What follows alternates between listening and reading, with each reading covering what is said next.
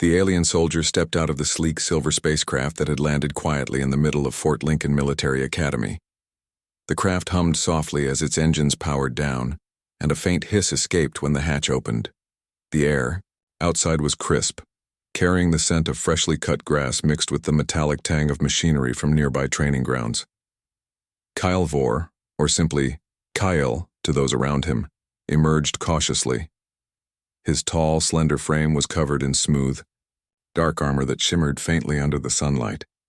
His wide, almond-shaped eyes scanned the area with curiosity and unease.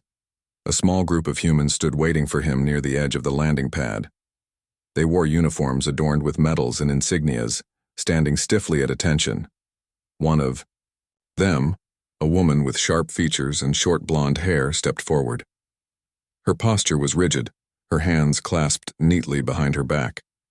She introduced herself as Captain Rachel Hayes, her voice steady and authoritative. "Welcome to Fort Lincoln, Ambassador Kale," she said, nodding respectfully. "We're honored to have you here."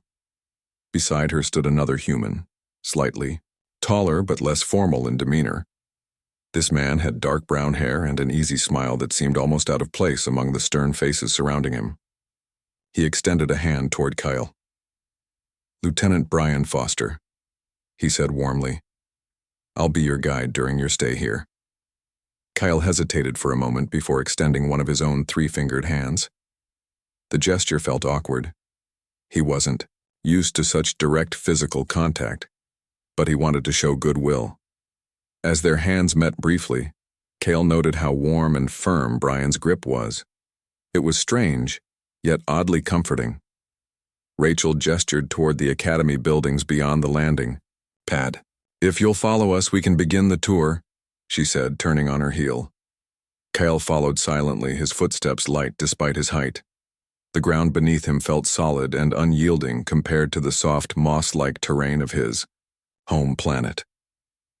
Every step echoed slightly against the paved surface, reminding him just how different this world was from his own. As they walked, Kale took in the sights around him. The academy sprawled across acres of land, its structures massive and imposing. Towers made of concrete and steel rose high into the sky, their surfaces marked by years of wear and weather. Flags fluttered lazily in the breeze overhead, bearing symbols Kyle didn't recognize. Everywhere he looked, there were humans, dozens of them, moving about with purpose. Some carried weapons slung over their shoulders, others marched in perfect formation, their boots striking the ground in unison. Kale couldn't help but notice the noise, the constant chatter of voices, the clanging of metal, the rhythmic thud of feet hitting pavement. It all assaulted his sensitive hearing. Back home, silence was valued, seen as a sign of harmony and focus. Here it seemed noise equaled productivity, or perhaps chaos. He wasn't sure which. Brian noticed Kale's discomfort and slowed his pace to match the alien's slower strides. "First time on Earth?" he asked casually, trying to break the tension. "Yes," Kyle replied, his voice low and melodic. "It is overwhelming," Brian chuckled. "Yeah, I guess it can be. But don't worry, you'll get used to it. Everyone does eventually." Kyle doubted that. How could anyone grow accustomed to such disorder? Still, he kept his thoughts to himself, not wanting to offend his hosts. Instead, he focused on observing the details of this new environment. The humans moved with a kind of urgency he found fascinating. Even the ones who weren't marching or carrying equipment seemed restless, always heading somewhere, always doing something. They passed by a large open field where a group of young humans, cadets, Rachel called them, were practicing drills. Their movements were synchronized, precise, and yet somehow mechanical. Kyle tilted his head slightly, studying them. These were the warriors humanity relied on, the defenders of their species. To him, they looked more like children playing at war than seasoned fighters. But he reminded himself not to judge too quickly. Appearances could be deceiving. "Over there," Rachel said, pointing to a cluster of buildings off to the side, "is the mess hall. We'll stop there later if you'd like to meet some of the cadets." Kyle nodded politely, though the idea of sitting among so many humans made him uneasy. He preferred solitude, the quiet company of nature. Being surrounded by crowds drained him, even when they weren't staring at him like he was some sort of exhibit. Eventually, they reached the main building of the academy, a towering structure with glass windows reflecting the afternoon sun. Inside, the atmosphere shifted dramatically. The noise dimmed somewhat, replaced by the soft hum of fluorescent lights and the occasional murmur of conversation. The walls were lined with framed photographs and plaques commemorating past achievements. Cale paused to examine one of them, a black and white image of soldiers standing together, their expressions grim but determined. "What do these represent?" he asked, tilting his head toward the display. "That's our history," Rachel explained. "Those are photos of soldiers who fought in wars throughout the centuries. Each plaque tells the story of their sacrifices." Kyle frowned. Sacrifices. That word again. Humans spoke of sacrifice often, as though giving up one's life for a cause was noble. To Kyle, it seemed wasteful. Life was precious. Something to be cherished and protected, not thrown away so easily. Before he could comment, Brian interrupted. "Hey, why don't we grab something to eat? You've got to try some human food while you're here. Trust me, it's not all bad." Kyle hesitated. Eating human food wasn't part of his mission brief, but he supposed it might give him insight into their culture. Plus, refusing outright would likely be seen as rude. "Very well," he said finally. "I will join you." The mess hall turned out to be exactly what Cale feared. Loud, crowded, and chaotic. Dozens of cadets filled the room, laughing and shouting as they piled food onto trays. The smell of cooked meat and spices hung heavy in the air, mingling with the scent of sweat and detergent. Cale wrinkled his nose slightly but forced himself to remain composed. Brian led him to a table near the corner, where a few cadets sat, chatting animatedly. When they noticed Cale approaching, their conversations trailed off and they stared openly. One of them, a young man with sandy hair and freckles, whispered loudly, "Is that the alien?" Cale ignored the comment, focusing instead on the plate of food Brian placed in front of him. It consisted of grilled chicken, mashed potatoes, and steamed vegetables. Simple enough, though the presentation lacked the elegance of Veylan cuisine. Still, he picked up a fork and sampled a bite of the chicken. The taste was surprisingly rich, though far too salty for his liking. "So, what do you think?" Brian asked, watching him closely. "It is acceptable," Kyle replied diplomatically. Truthfully, he found the flavors overwhelming, but he didn't want to seem ungrateful. The cadets gradually returned to their meals, though their glances lingered. Kyle could feel their curiosity pressing against him like a weight. He wondered if they saw him as a threat, a curiosity, or simply an oddity.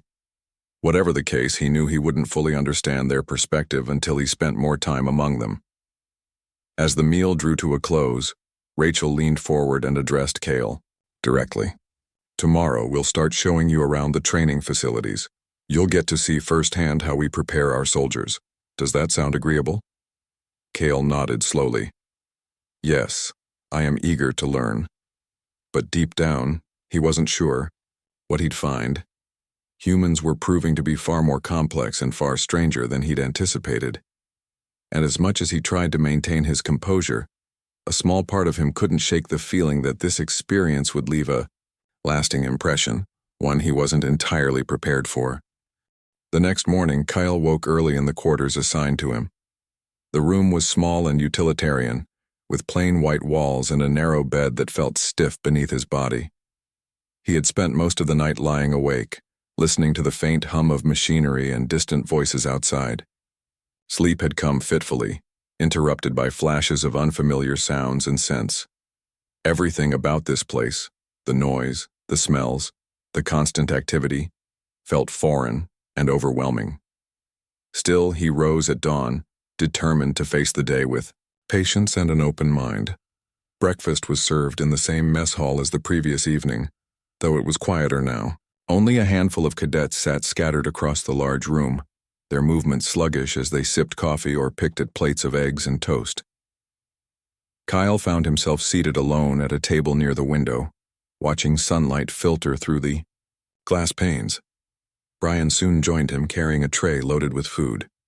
"Morning," Brian said cheerfully, sliding into the seat opposite Cale. "How'd you sleep?"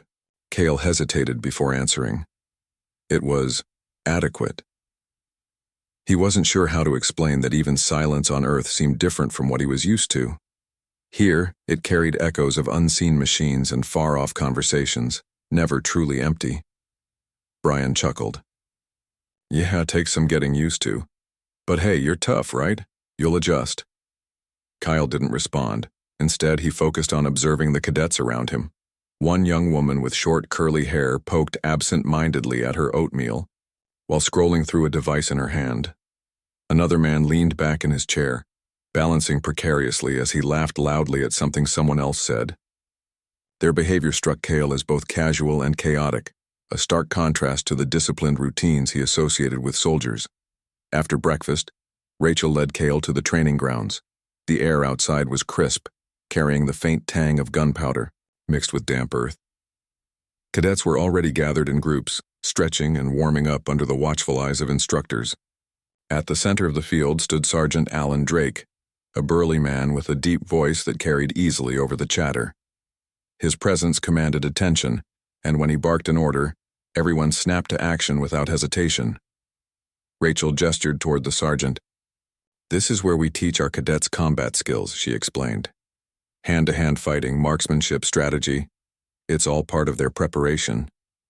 Kyle nodded, though his expression remained guarded. Combat training wasn't entirely unfamiliar to him. The Valons also taught their people self-defense techniques. However, those lessons emphasized control and precision, not brute force. As he watched the humans pair off for sparring matches, he couldn't help but notice how raw and aggressive their movements were. They grappled and struck with intensity, their faces contorted in determination, or perhaps anger. One match caught Cale's eye in particular. Two cadets, a tall, muscular man named Jake Monroe and a shorter but wiry woman named Lisa Carter, faced each other in the dirt circle. They circled cautiously at first, sizing each other up. Then Jake lunged forward, swinging hard. Lisa ducked, just in time, countering with a swift kick to his side. The impact sent Jake stumbling backward, but he recovered quickly, charging again with renewed vigor. Their exchange was fast and brutal, each blow landing with enough force to leave bruises. Cale winced involuntarily when Lisa landed a punch squarely on Jake's jaw. Blood trickled from the corner of his mouth, but instead of stopping, Jake grinned widely. "Good hit," he exclaimed, wiping the blood away with the back of his hand. "Keep going." Cale stared, stunned. Was this normal? Did these humans actually enjoy inflicting pain on one another? Back home, such displays would be considered barbaric. Among the Valons, conflict resolution prioritized understanding and compromise, not violence. Yet here, aggression seemed almost celebrated. When the match ended, both cadets shook hands, laughing and congratulating each other despite their injuries. Lisa noticed Cale watching and walked over, her chest rising and falling rapidly as she caught her breath. "You must be the alien guy," she said, offering a lopsided smile. Her tone was friendly, though tinged with curiosity. "Yes," Cale replied cautiously. "I am Cale Vor." "I'm Lisa." She gestured toward the field behind her. "What do you think of our training?" Cale hesitated, unsure how to phrase his thoughts without offending her. Finally, he settled on saying, "It is intense." Lisa laughed. "Yeah, no kidding. But it's necessary. Out there," she pointed vaguely toward the horizon. "You don't get second chances. We have to be ready for anything." Her words lingered in Cale's mind as they continued their tour. Later, they visited a shooting range where cadets practiced firing rifles at targets downrange. The sound of gunfire echoed sharply through the air, making Cale flinch instinctively. He hadn't realized how jarring it would be to hear weapons discharged so close. Each shot reverberated in his ears, leaving a ringing sensation that took several moments to fade. Jake approached him during a break, holding his rifle casually across his shoulder. "So do you guys have guns where you come from?" he asked bluntly. Cale blinked, taken aback by the question. Yes, he admitted. But we rarely use them. Our conflicts are resolved differently. Jake raised an eyebrow. Different? How? We rely on dialogue and mutual understanding, Cale explained. Violence often leads to more violence. It is better to find peaceful solutions. Jake snorted. That sounds nice in theory, but tell that to the enemy who's trying to kill you. Sometimes talking doesn't cut it. Kyle opened his mouth to respond, but stopped himself. How could he argue against someone whose entire life revolved around preparing for war? To Jake, survival meant dominance, and dominance required strength. It was a mindset so alien to Cale that he struggled to comprehend it. As the day wore on, Cale grew increasingly uneasy. Everywhere he looked, he saw reminders of humanity's capacity for destruction. Weapons lined the walls of armories, tanks rumbled across obstacle courses, and maps covered with red markers hinted at strategies for conquest. Even the cadets themselves seemed shaped by this culture of warfare. Their bodies hardened through rigorous training, their minds conditioned to follow orders without question. By late afternoon, exhaustion weighed heavily on Cale. Not physical fatigue, but emotional. He felt drained by the constant barrage of sights and sounds, overwhelmed by the sheer scale of human ambition and its dark undercurrents. When Rachel suggested returning to the main building for a debriefing session, Cale agreed gratefully. Back. Inside, they gathered in a conference room filled with chairs arranged in neat rows. A projector flickered to life, casting images onto a screen at the front of the room. Rachel began explaining various aspects of military strategy, using diagrams and videos to illustrate key points. Cale listened attentively, though much of it went over his head. Tactics involving ambushes, sieges, and counterattacks were concepts he struggled to grasp fully. To him, they seemed unnecessarily complicated, designed to maximize casualties, rather than minimize them. At one point, Rachel paused and turned to address Cale directly. "Do you have any questions?" she asked. He hesitated before speaking. "Why do you focus so much on destroying your opponents? Wouldn't it be better to avoid conflict altogether?" Rachel exchanged a glance with Brian before responding. "Sometimes avoidance isn't an option. History has taught us that peace can only be maintained through strength. If we appear weak, others will take advantage of us." "But at what cost?" Cale pressed. "Every battle leaves scars, not just on the battlefield but within your people. Surely there must be another way." Rachel sighed, leaning back in her chair. "Ideally, yes. But reality doesn't always allow for ideals. We fight because we have to, not because we want to." Her words resonated deeply with Cale, though he still found them troubling. Humans were proving to be a paradoxical species, capable of great compassion yet equally capable of immense cruelty. They valued teamwork and camaraderie, yet embraced violence as a means of achieving their goals. It was a contradiction he couldn't reconcile no matter how hard he tried. That evening, Cale retired to his quarters early, needing time to process everything he'd seen and heard. Sitting on the edge of his bed, he stared at the blank wall in front of him, his thoughts swirling like storm clouds. Humanity was unlike anything he'd encountered before, a blend of beauty and brutality, hope and despair. And though he couldn't deny their resilience, he couldn't shake the feeling that their methods came at too high a price. For the first time since arriving, Cale allowed himself to wonder if understanding humans was worth the effort. Could two such fundamentally different species ever truly coexist? Or was this mission doomed to fail from the start? As darkness fell outside, Cale lay down and closed his eyes, hoping sleep would bring clarity.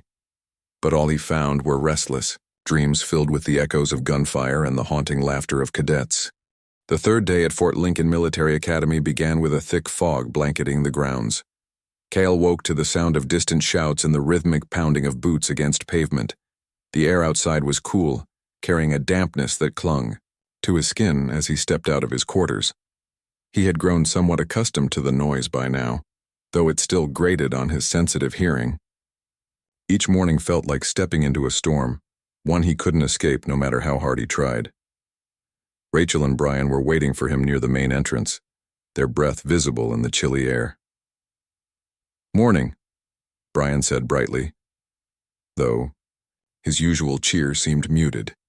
Even he appeared affected by the oppressive atmosphere. Today's agenda includes psychological training and leadership workshops. Kyle nodded, though the idea of sitting through lectures didn't appeal to him. He preferred action, or at least observation, but Rachel assured him these sessions would provide valuable insight into human behavior. Reluctantly, he followed them to a large classroom inside one of the academy buildings. The room was filled, with cadets seated in rows, notebooks open on their laps. At the front stood Professor Emily Walsh, a woman with sharp features and piercing blue eyes. She wore glasses perched low on her nose, giving her an air of authority that demanded attention. Her voice carried easily as she addressed the group without hesitation. "Good morning, everyone," she began. "Today we'll discuss battlefield psychology, the mental tools you need to survive under extreme stress." She paused, scanning the room before continuing. "War isn't just physical, it's a test of your mind. Fear, doubt, exhaustion, they can all break you if you let them." Kale listened intently, intrigued despite himself. Humans placed so much emphasis on physical strength, yet here was someone acknowledging the importance of mental resilience. It was a concept he understood well. The Valens also trained their minds to remain calm during conflict. But what Emily described went beyond meditation or focus. It involved suppressing emotions entirely. She moved on to explain techniques like visualization, controlled breathing, and positive self-talk. "Tell yourself you're strong," she instructed. "Repeat it until you believe it. If you don't trust yourself, who will?" A cadet raised his hand.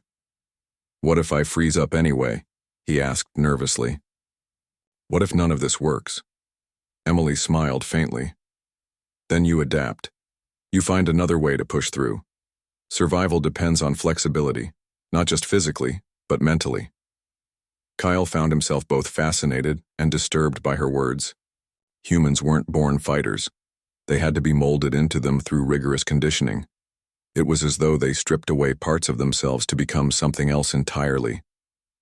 Back home, the Valens believed in nurturing their natural instincts rather than reshaping them. They valued empathy and connection, qualities Emily seemed to dismiss as weaknesses. During a break, Emily approached Kyle, curiosity evident in her gaze. "So what do you think?" she asked, folding her arms across her chest. "Does your species train its soldiers similarly?" Kyle hesitated, choosing his words carefully. "We value understanding over suppression," he replied. "Our methods focus on harmony within ourselves and with others." Emily tilted her head, considering his response. "Harmony sounds idealistic. What happens when peace fails? Do you fight then?" "Yes," Kale admitted, "but only as a last resort. We seek solutions that preserve life whenever possible." Her expression softened slightly, though skepticism lingered in her eyes. "I admire your perspective," she said finally, "but not every situation allows for compromise. Sometimes survival requires sacrifice." The word sacrifice hung heavily between them. To Kale, it represented loss, an abandonment of hope. Yet to Emily, it seemed almost noble, a necessary evil in the pursuit of victory. He wanted to argue, to explain why such thinking led only to further destruction, but he knew it would be futile. Humans saw the world differently, their priorities shaped by centuries of struggle and hardship. After the lecture ended, Kyle accompanied Brian and Rachel to a leadership workshop held in a smaller conference room. Here, cadets practiced decision-making scenarios under pressure. Groups were given hypothetical crises, enemy ambushes, supply shortages, moral dilemmas, and tasked with finding solutions quickly. Kyle watched silently as tensions flared within the teams. Some members argued passionately while others remained quiet, deferring to louder voices. The exercise revealed cracks in unity, exposing flaws in communication and trust. One team caught Kale's eye in particular. Led by Lisa Carter, they faced a scenario involving civilian casualties during a mission The objective was clear: eliminate the enemy stronghold. But doing so risked harming innocent people caught in the crossfire. Lisa listened patiently as her teammates debated options, weighing pros and cons. When they reached an impasse, she spoke firmly. "We protect the civilians," she declared. "No exceptions." Her resolve silenced the room, earning nods of agreement from some and scowls of frustration from others. Kale admired her conviction, even if he disagreed with the premise of the exercise itself. To him, any plan that endangered lives, even hypothetically, was flawed. Yet Lisa's determination reminded him of something important. Humans cared deeply about protecting others, even at great personal cost. Later that afternoon, Kale joined Brian and a few cadets for lunch in the mess hall. The conversation flowed freely, touching on topics ranging from favorite foods to childhood memories. Jake Monroe dominated much of the discussion, recounting stories of growing up on a farm and learning discipline from his father. His humor was infectious, drawing laughter from those around him. For a moment, Kale forgot where he was, swept up in the camaraderie of the group. When the topic turned to Kale's home planet, however, the mood shifted. "What's it like there?" Lisa asked curiously. "Is it peaceful?" Kale thought carefully before answering. "It is different. We live in balance with our surroundings, striving to coexist rather than conquer." Jake frowned. "Sounds boring," he joked, though his tone lacked malice. "Where's the adventure in that?" "It may seem dull compared to your ways," Kale admitted, "but we find joy in simplicity. There is beauty in harmony." Lisa nodded thoughtfully. "I guess we could learn something from that," she said quietly. "Maybe we focus too much on fighting and forget why we're doing it." Her words surprised Kale. He hadn't expected such reflection from someone so immersed in military culture. Perhaps there was more to these humans than met the eye. As evening approached, Kale returned to his quarters, his mind racing with conflicting thoughts. Humans were contradictory creatures, capable of both incredible kindness and devastating cruelty. They fought fiercely to protect what mattered most, yet often created the very chaos they sought to prevent. Their capacity for adaptation and resilience impressed him, but their reliance on violence troubled him deeply. That night, as he lay awake staring at the ceiling, Kyle realized something important. Understanding humanity wasn't just about observing their actions. It was about grasping their motivations, their fears, their hopes. Only then could he bridge the gap between their worlds.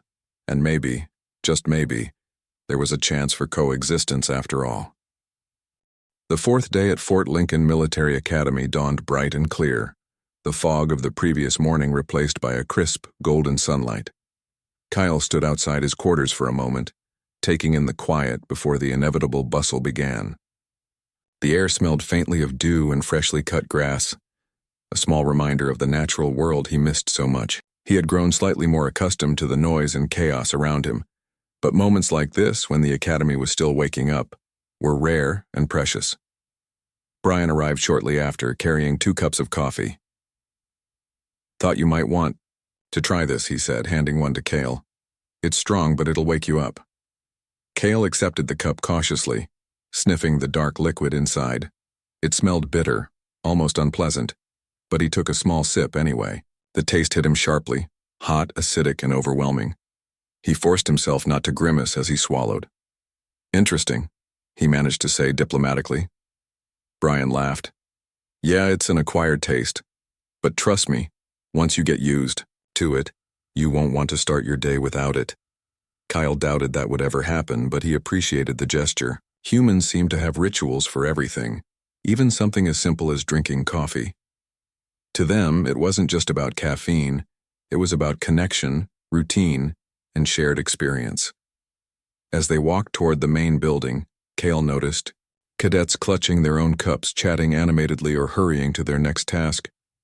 Coffee appeared to be a universal language here, a thread tying them all together. Their first stop that day was a lecture on battlefield ethics led by Professor Emily Walsh. Kale recognized her immediately from the previous day's session, though today she seemed more subdued. Her usual confidence was tempered by a seriousness that filled the room as soon as she began speaking. War is messy, she started, pacing slowly in front of the class. There are no perfect answers, no clean solutions. Every decision you make has consequences, not just for you, but for others. That's why understanding ethics is crucial. She went on to discuss scenarios involving prisoners of war, civilians caught in conflict zones, and the use of weapons that caused widespread destruction. Each example painted a grim picture of the moral dilemmas soldiers faced regularly. Kyle listened intently, his unease growing with every word. These were questions he never had to consider back home. Among the Valens, disputes were resolved through dialogue and mutual respect. The idea of harming innocents, or anyone really, was unthinkable. At one point, Emily turned to Kale directly. "What about you?" she asked. "How does your species handle these kinds of situations?" Kale hesitated, unsure how to explain concepts so foreign to humans. "We avoid conflict whenever possible," he said finally. "When disagreements arise, we seek compromise. Violence is seen as a failure, a sign that communication broke down." Emily nodded thoughtfully. "That sounds admirable," she admitted. "But what happens when compromise isn't an option? What if the other side refuses to negotiate?" Kale paused, his mind racing. "Then we find another way," he replied. "Perhaps patience, perhaps withdrawal. We believe it is better to retreat than to escalate." The room fell silent as his words sank in. Some cadets exchanged glances while others scribbled notes furiously. Lisa Carter raised her hand tentatively. "Isn't that risky?" she asked. "If you back down, doesn't that make you vulnerable?" "Yes," Cale admitted. "But vulnerability is part of life. Strength isn't measured by how much you can destroy. It's measured by how well you protect what matters." His response earned a few murmurs of agreement, though many faces remained skeptical. Jake Monroe leaned back in his chair, arms crossed, over his chest. "Sounds nice in theory," he muttered under his breath. "But out here, weakness gets you killed." Kyle didn't argue. He understood Jake's perspective, even if he disagreed with it. To humans, survival often meant dominance, and dominance required strength. It was a mindset shaped by centuries of struggle, one he couldn't easily dismiss. Still, he couldn't help but wonder if there was a better way, a path that didn't lead to endless cycles of violence. After the lecture, Cale joined Brian and Rachel for a tour of the Academy's medical facilities. The infirmary was a stark contrast to the rest of the campus, clean, quiet, and orderly. Rows of beds lined the walls, each equipped with monitors and supplies. A team of doctors and nurses moved efficiently between patients, tending to injuries sustained during training exercises. Rachel introduced Cale to Dr. Karen Miller, the head physician. "This is where we treat our cadets when things go wrong," she explained. "Injuries are common, especially during combat drills." Karen nodded solemnly.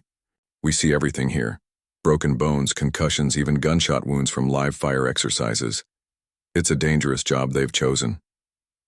Cale followed her through the ward, his gaze lingering on a young cadet with his leg in a cast.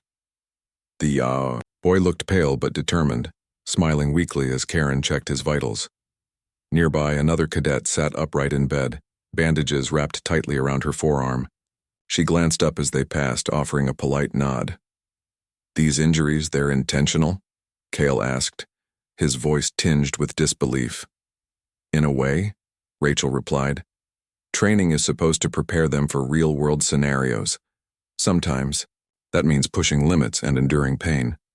Kyle struggled to comprehend this logic.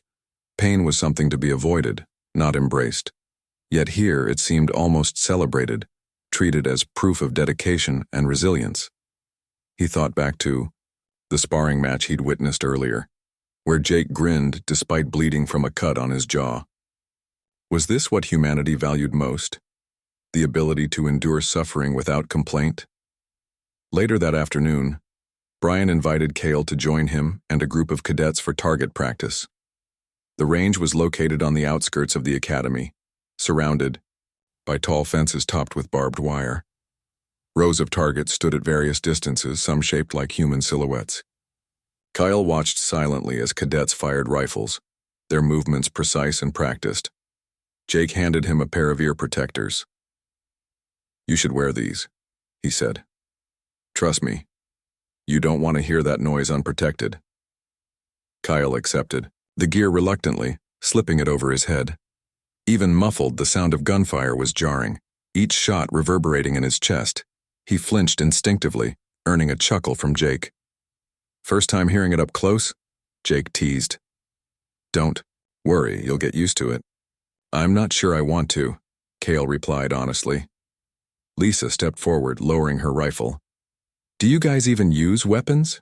she asked curiously. "Yes," Kale admitted, "but rarely.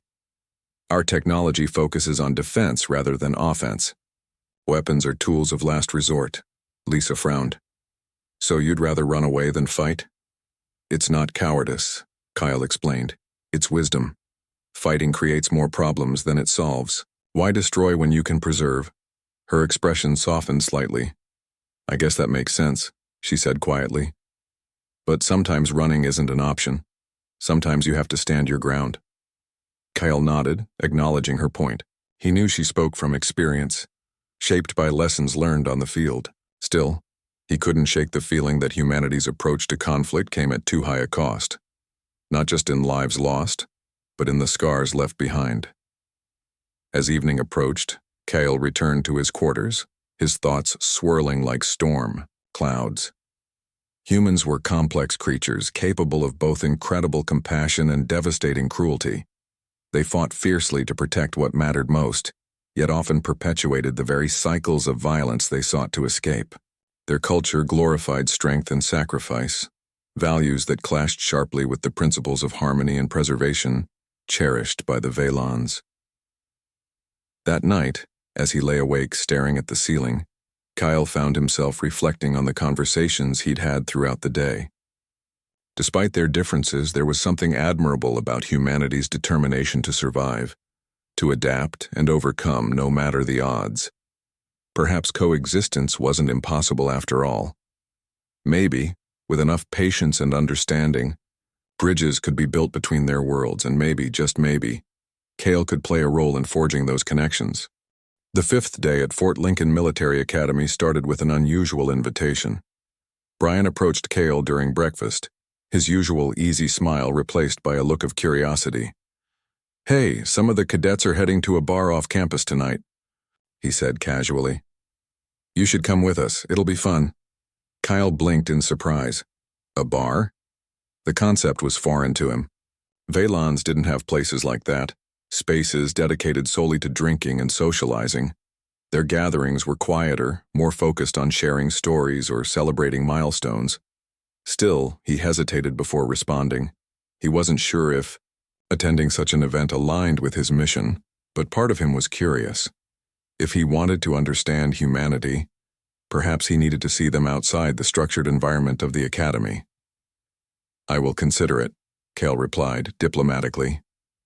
Brian grinned. "Great. I'll let the others know you're interested." By the time evening rolled around, Kale found himself climbing into a vehicle with Brian, Lisa, Jake, and a few other cadets. The ride was loud, filled with laughter and music blaring from the speakers. Kale sat quietly in the back seat, observing the way the humans interacted. They teased each other playfully, their banter laced with jokes and camaraderie.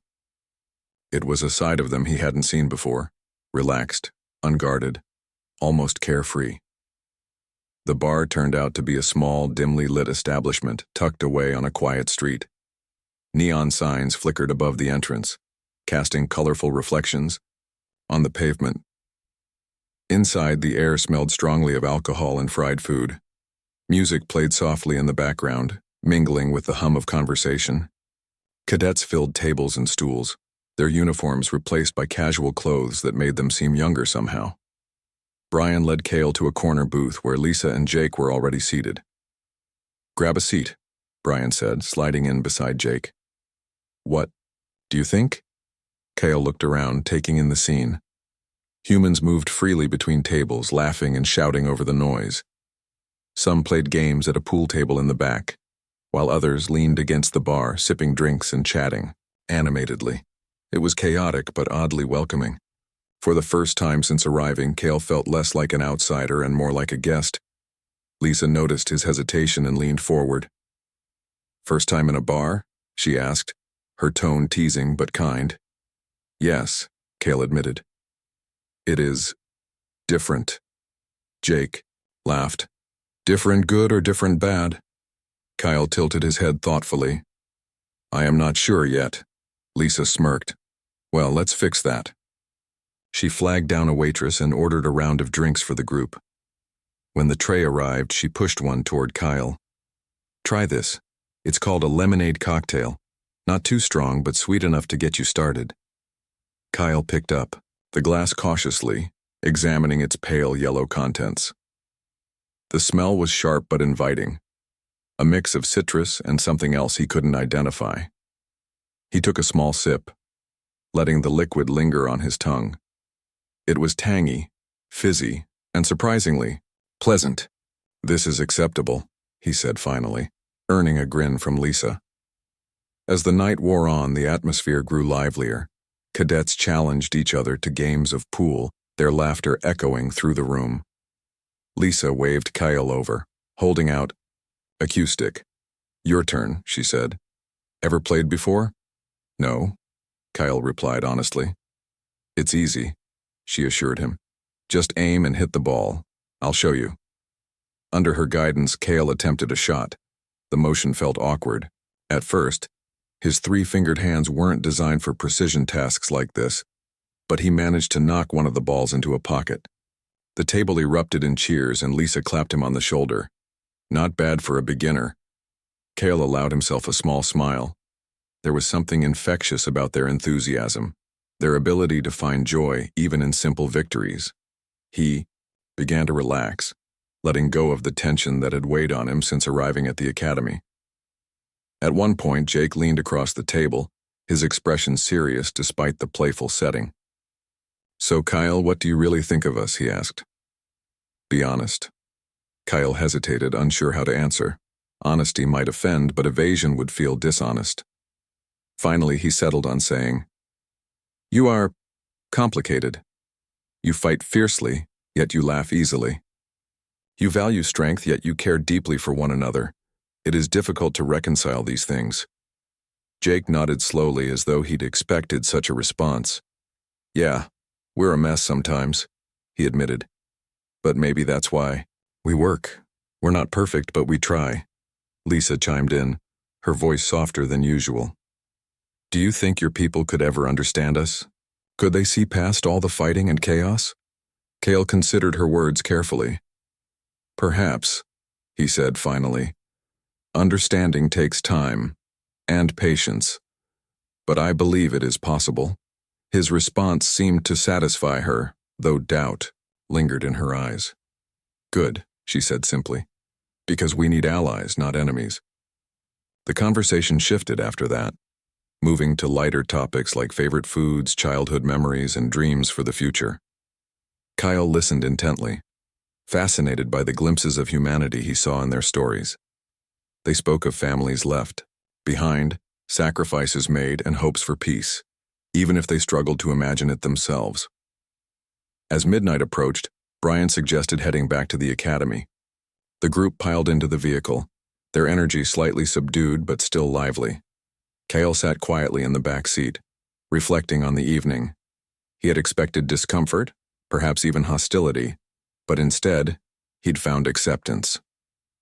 These humans, so different from him in so many ways, had welcomed him into their world without hesitation. When they returned to the academy, Kyle bid them farewell and retreated to his quarters. Sitting on the edge of his bed, he replayed the night in his mind, the laughter, the games, the candid conversations. For the first time, he felt a glimmer of hope. Coexistence wasn't just a distant ideal, it was a possibility, one rooted in mutual respect and understanding. That night, as he lay awake staring at the ceiling, Kyle realized something important. Humanity wasn't defined solely by its capacity for violence or destruction. It was also shaped by moments of connection, kindness, and resilience. And perhaps, just perhaps, those qualities were the key to bridging the gap between their worlds. For the first time since arriving, Kale fell asleep with a sense of optimism, a fragile but undeniable belief that understanding wasn't impossible.